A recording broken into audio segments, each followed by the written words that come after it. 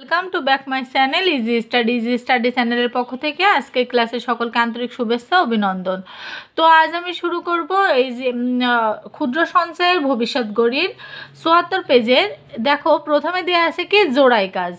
ইতিমধ্যে আমি কিন্তু প্রত্যেকটা পেজেরই ভিডিও আপলোড করেছি আমার চ্যানেলে। যে সকল বন্ধুরা দেখোনি তারা অবশ্যই আমার ভিডিওগুলো দেখে আসতে পারো, আশা করি উপকারে আসবে।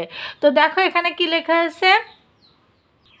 এখানে দেওয়া আছে উপরের ছকটি পর্যবেক্ষণ করে শান্তার কিস্তির সংখ্যা এবং মোট সংখ্যার মধ্যে সম্পর্ক খুঁজে বের করে লেখো। তো এখন তোমাদের কথা হচ্ছে যে এই যে উপরের ছকটা, অর্থাৎ এই যে আগের যে ছক ৭৩ পেজে একটা ছক ছিল, আমি কালই সেই ক্লাসটা আপলোড করেছি। তো ওই ক্লাসটা অবশ্যই দেখে আসবে, কারণ ওই ক্লাসটা না দেখলে এই ভিডিওটা কিছুই বুঝতে পারবে না।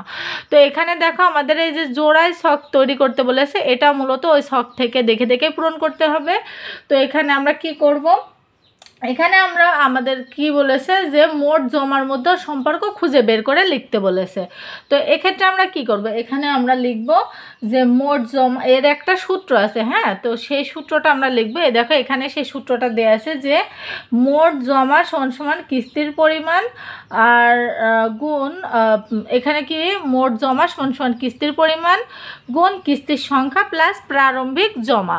তো এই সূত্রটাই আর কি আমরা ওখানে লিখে দেবো। দেওয়ার পরে আমাদের অ্যান্সার যা মানে এর সাথে আমাদের কিছু সংখ্যা দিয়ে ক্যালকুলেশন করলে আমাদের কিন্তু অ্যান্সারটা চলে আসবে।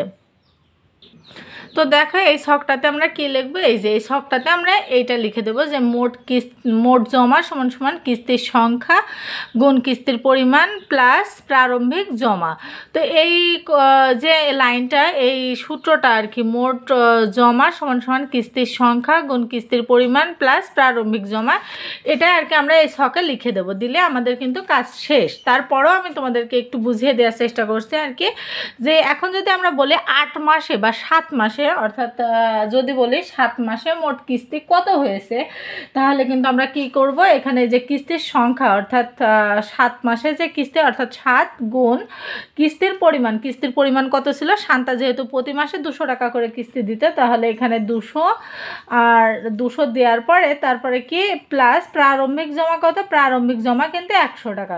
তাহলে কত হবে, ৭ দুগুণে ১৪ অর্থাৎ ১৪০০ টাকা, আর এখানে প্লাস ১০০ টাকা নিলাম, তাহলে এখানে কত হলো ১৫০০ টাকা, তাই না? এখন তোমরা যদি খেয়াল করো, দেখো এই সূত্রটার সাথে ছকটার পূরণ ঠিক আছে কি। এখন যদি তোমরা খেয়াল করো তাহলে এখানে দেখতে পারবে যে এই যে ৭ মাস, এই যে ৭ মাসে যে কিস্তিটা, এই যে ৭ মাসে যে কিস্তিটা, সেটা দেখো এই যে ১৫০০ টাকা। আশা করি তোমরা বুঝতে পেরেছো। তো এই ভিডিওটা বোঝার জন্য অবশ্যই আগের ভিডিওটা দেখে আসবে, তাহলে বুঝতে অনেক সুবিধা হবে। তো এইগুলোই আর কি এই ছকটাতে লিখলে আমাদের কিন্তু ছকটা পূরণ হয়ে যাবে, জোড়ার কাজ কমপ্লিট। তো তারপরে দেখো এখানে কি বলেছে, এখানে তারপরে এই যে একটা সূত্র, অর্থাৎ মোট জমা সমান সমান আমরা ওয়াই ধরে নিয়েছি, আর কিস্তির পরিমাণ সমান সমান এম, আর কিস্তির সংখ্যা সমান এক্স বা এন মানেই তো কোনো কিছু সংখ্যা বোঝায়, তাই না? প্লাস সি সমান সমান প্রারম্ভিক জমা, সি সমান সমান কি প্রারম্ভিক জমা। তো এটা আর কি আমরা বুঝে গেলাম। এবার দেখো কি লিখেছে যে এই সমীকরণটি ব্যবহার করে শান্তার যে কোনো মাসের মোট সঞ্চয় বা মোট জমার পরিমাণ নির্ণয় করা যায়, যেমন ১৪তম মাসের মোট জমা কত হয়েছে, তাই না? তো এখন যদি আমরা এখানে আর কি দেখি, দেখো এই যে ১৪ মাস অর্থাৎ ওয়াই সমান সমান এম এক্স প্লাস সি, তাই না? তো ১৪ মাস তার মানে কি ১৪ মাসে কয়টি হয়েছে, এখানে ১৪ গুণ, এখানে যেহেতু ২০০ টাকা করে আমরা জমা দিতাম, দেওয়ার পরে এখানে প্লাস ১০০ টাকা আমরা লিখে দিলাম। দেওয়ার পরে এখানে ১৪কে ২০০ দ্বারা গুণ করলে কত হয়, যেহেতু ১৪ দুগুণে ২৮, তাহলে ২৮০০ টাকা, তাই না? ২৮০০ টাকা প্লাস ১০০ টাকা, তাহলে কত আসবে, তাহলে কিন্তু আমাদের হচ্ছে এখানে ১৯০০ টাকা আসবে, তাই না? এই যে দেখো তো এই যে ১৯০০ টাকা আসলো না? তো এখানে দেখো অ্যান্সারটা কিন্তু মিলে গিয়েছে। অ্যান্সারটা মিলেনি, অবশ্যই মিলে যাবে, যত সংখ্যাই হোক। যদি কেউ হিসাব করে যে তার 17 মাসে কত টাকার কিস্তি জমা হলো বা 25 মাসে কত টাকার কিস্তি জমা হলো, যে কয় মাস বলবে সেই কয় মাসের সাথে কিস্তির যে অ্যামাউন্ট অর্থাৎ 200 টাকা, এটা গুণ করে 100 প্রারম্ভিকের ওই 100 টাকা যোগ করে দিলে অ্যান্সার চলে আসবে। তো তারপরে দেখো কি বলেছে, আর একটা ছক দিয়েছে যে এই সমীকরণে ব্যবহার করে শান্তার 16 মাস এবং 23 মাস পরে মোট কত টাকা সঞ্চয় হবে তার নিচের ছকে লেখো। তো দেখো এখানে কিন্তু আমি অলরেডি ছকটা তোমাদের বোঝার সুবিধার্থে পূরণ করে রেখেছি, তারপরেও তোমাদের বোঝানোর সুবিধার্থে আরেকটু আমি এখানে করে দিই। তো দেখো এখানে যে 16 মাসের কিস্তির সংখ্যা বের করতে বলেছে, তাহলে কি ওয়াই সমান সমান mx প্লাস সি, তাই না?